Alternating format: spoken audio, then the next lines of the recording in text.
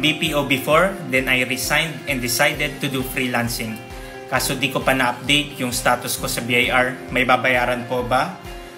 Ayun, pag nag-decide ka nang mag-register sa BIR as a freelancer, yes, meron po yung registration fee kay BIR na 500 pesos per year yon. Tapos additional na cost is yung resibo saka yung books of accounts. Yun yung mga kailangan mong bayaran pag nag-register ka na.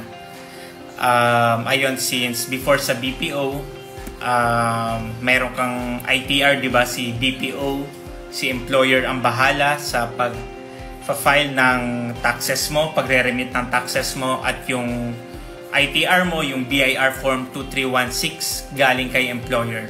So ngayon, lalo na kung kailangan mo ng ITR, might as well mag-register ka na. Kung may goal ka na magkaroon ka na ng ITR, ayun yung pinaka-first step.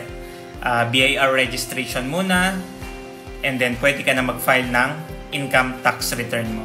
If you are a freelancer at meron kang concern or question regarding freelancers BIR registration and freelancers tax compliance, comment mo lang yan at sasagutin ko yan.